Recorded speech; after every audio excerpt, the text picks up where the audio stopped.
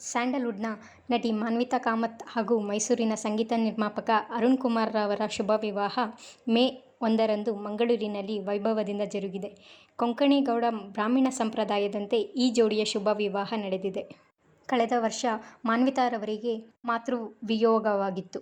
ಅದಕ್ಕೂ ಮೊದಲು ಮಗಳಿಗಾಗಿ ಗಂಡು ಹುಡುಕಿದ್ದರು. ಇದೀಗ ಅಮ್ಮ ನೋಡಿದ ಹುಡುಗನನ್ನೇ ಮದುವೆಯಾಗಿದ್ದಾರೆ. ಏಪ್ರಿಲ್ 29ರ ಸೋಮವಾರ ಅರಿಶಿನ ಶಾಸ್ತ್ರ ಕಾರ್ಯಕ್ರಮ ನಡೆದಿದೆ. ಏಪ್ರಿಲ್ 30ರಂದು ಸಂಗೀತ ಕಾರ್ಯಕ್ರಮ ನಡೆದಿದೆ. ಅರುಣ್ ಕುಮಾರ್ ರವರು ಮ್ಯೂಸಿಕಲ್ ಪ್ರೊಡ್ಯೂಸರ್. ಹೀಗಾಗಿ ಸಂಗೀತ ಕಾರ್ಯಕ್ರಮದ ಮೂಲಕ ಮದುವೆ ಸಮಾರಂಭಕ್ಕೆ ಮುನ್ನುಡಿ ಹಾಡಲಾಗಿತ್ತು. ನಟಿ ಮಾನ್ವಿತಾ ಕಾಮತ್ ರವರು ರೇಡಿಯೋ ಮಿರ್ಚಿಯಲ್ಲಿ ರೇಡಿಯೋ ಜಾಕಿಯಾಗಿ ತಮ್ಮ ಕೆರಿಯರನ್ನು ಪ್ರಾರಂಭಿಸಿದರು. 2015ರಲ್ಲಿ ದುನಿಯಾ ಸೂರಿ ನಿರ್ದೇಶನದ ಕೆಂಡಸಂಪಿಗೆ ಸಿನಿಮಾದ ಮೂಲಕ ಸ್ಯಾಂಡಲ್ವುಡ್‌ಗೆ ಎಂಟ್ರಿ ನೀಡಿದ್ದಾರೆ.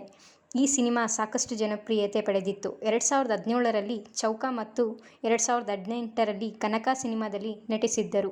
2018ರಲ್ಲಿ ಟಗರು ಸಿನಿಮಾದಲ್ಲಿ ನಟಿಸಿದ್ದರು. ಇದಾದ ಬಳಿಕ ಮಾನ್ವಿತಾ ಕಾಮತ್ ರವರು ಟಗರು ಪುಟ್ಟಿಗೆಂದು ಫೇಮಸ್ ಆಗಿದ್ದರು. ರಿಲ್ಯಾಕ್ಸ್ ಸತ್ಯ ಸಿನಿಮಾದಲ್ಲಿ 2019ರಲ್ಲಿ ನಟಿಸಿದ್ದರು. 2020ರಲ್ಲಿ ಇಂಡಿಯಾ ವರ್ಸಸ್ ಇಂಗ್ಲೆಂಡ್ ಹಾಗೂ 2022ರಲ್ಲಿ ಶಿವ 143 ಸಿನಿಮಾದಲ್ಲಿ ನಟಿಸಿದರು.